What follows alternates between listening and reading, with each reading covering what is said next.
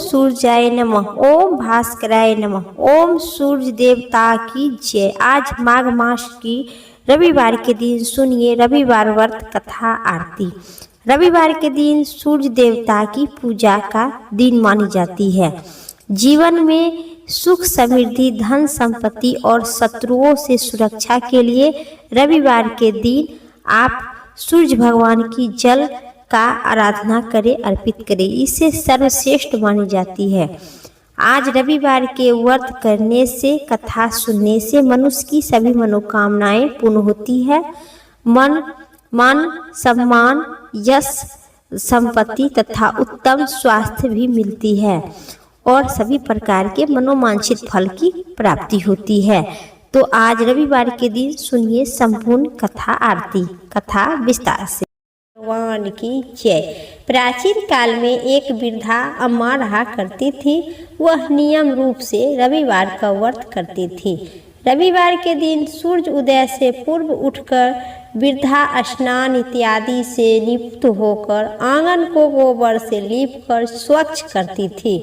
वह दोपहर में भगवान सूर्य भगवान की पूजा करती थी तथा कथा सुनकर सूर्य भगवान को भोग लगाकर उसी दिन एक समय स्वयं को भोजन करती थी। इसी तरह से रविवार का व्रत किया करती थी। उस वृद्धा को भगवान सूर्य देव की कृपा से वृद्धा के किसी प्रकार के कोई कमी नहीं था, नहीं कोई चिंता था, नहीं कोई कष्ट थी। उनका घर में धन धनय से भरपूर था। उस वृद्धा को सुखी देखकर उनकी पड़ोसन उससे बहुत जलती थी। वृद्धा रोज पड़ोसन के आंगन में बांधी हुई गाय को गोबर लेकर लाती थी और अपना घर लिपती थी। शनिवार के दिन को रात को पड़ोसन के अपनी गाय को क्या की, घर के भीतर बांधकर रखी कि ताकि वृद्धा अपना घर नहीं लिप सके। रविवार को गोबर न मिलने के कारण वृद्धा अपना आंगन नहीं लिप सकी। आंगन न लिपने पाने के कारण उस वृद्धा ने सूर्य भगवान को भोग भी नहीं लगा सकी और उस दिन स्वयं को भोजन भी नहीं की। सूर्य अस्त होने पर वृद्धा ने भूखी प्यासी सो गई। रात्रि में सूर्य भगवान ने उसे स्वप्न में दर्शन दिए कि और कहे कि आप भोग क्यों नहीं लगाए, आपका कारण क्या है। फिर वृद्धा बहुत सी करुणा स्वर्ग से दोपहर के द्वारा और पड़ोसन के द्वारा अंदर गाय को बांध ली थी, सभी कारण बताए। फिर सूर्य भगवान माता को कहकर प्रसन्न हुई, मैं तुमसे अति प्रसन्न हूँ और तुम्हें ऐसा गाय प्रदान करती हूँ जो तुम्हारे घर आंगन को धन धनय से भरपूर कर देगी। तुम्हारी सभी मनोकामना में पूर्ण करूंगी। स्वप्न में उस वृद्धा को ऐसा वरदान देकर सूर्य भगवान अंतर्ध्यान हो गए। प्रातः काल सूर्य उदय से पूर्व वृद्धा की आंख खुली तो खुली ही रह गई। उनके आंगन में एक सुंदर गाय और बछड़े के साथ बंधा हुआ देखकर हैरान हो गए। गाय को आंगन में बांधकर उससे जल्दी से चारा लेकर लाई और खिलाई। पड़ोसन ने उस वृद्धा को आंगन में गाय देखी सुंदर और बछड़ा देखकर जलने लगी, अधिक जलने लगी। तभी गाय ने सोने को गोबर की। गोबर को देखते ही पड़ोसन को आंख फटी की फटी रह गई। पड़ोसन ने उस वृद्धा को आसपास न होने पर परंतु उस गोबर के उठा ली और अपने गाय के गोबर उस जगह पर रख दी, वहां से रख दी। सोने के गोबर से पड़ोसन कुछ ही दिन में धनवान हो गई। गाय प्रतिदिन सूर्य उदय से पूर्व सोने को गोबर करती थी और वृद्धा को उठाने से पहले उस पड़ोसन ने उठाकर ले जाती थी। बहुत दिनों तक चलती रही।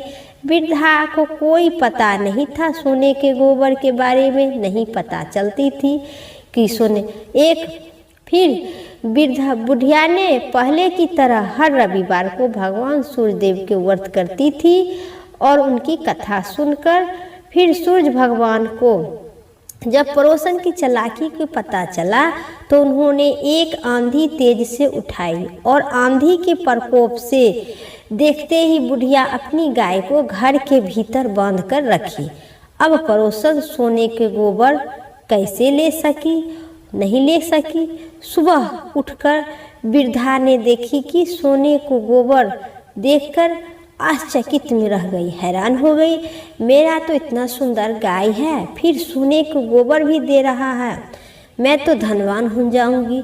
कुछ दिन के बाद वृद्धा ने सोने के गोबर लेकर अन्न धन भंडार हो गया। सभी प्रकार के धन पुत्र इत्यादि कोई चीज का कमी नहीं था। उसी प्रकार से सूर्य भगवान को भोग लगाती रही और कथा सुनकर स्वयं को भोजन करती थी। इसी प्रकार को रविवार का दिन बीत गया। फिर आश्चर्यचकित उसी दिन के बाद वृद्धा गाय को घर के भीतर ही बांध कर रखने लगी। सोने के गोबर से कुछ ही दिनों में वृद्धा बहुत धनवान हो गई। वृद्धा के धनी होने से पड़ोसन और बुरी तरह से जल बूझ कर राख हो गई। अब की बार उन्होंने अपनी पति को नगर के राजा के पास भेज दी और बुढ़िया के पास सोने को गोबर के बारे में बताने के लिए। गोबर के देने वाली गाय है। राजा ने अपने सैनिक को भेजकर बुढ़िया की गाय लाने को आदेश दिए। सैनिक बुढ़िया के घर पर पहुंचकर उसी समय बुढ़िया सूर्य भगवान को भोग लगाकर स्वयं भोजन ग्रहण करने वाली थी। राजा के सैनिक जबरदस्ती गाय और बछड़े को वहां से लेकर महल की ओर चल दिया। बुढ़िया ने प्रार्थना की, बहुत सी रोई चिल्लाई और लेकिन राजा के सैनिक एक नहीं माना। गाय और बछड़े को लेकर चल दिया। चल जाने के बाद बुढ़िया बहुत सी दुखी हुई। उसी दिन उन्होंने कुछ न खाई न पीवी, भूखे प्यासे सारी रात सूर्य भगवान की प्रार्थना करते रहे और बछड़े गाय को लौटने की प्रार्थना करते रही। गाय को देखकर राजा बहुत सी आश्चर्यचकित हो गए।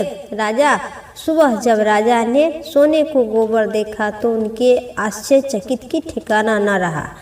इधर सूर्य उदय भगवान की भूखी प्यासी बुढ़िया इस तरह प्रार्थना करने लगी, पर भगवान बहुत सी दया दे आए।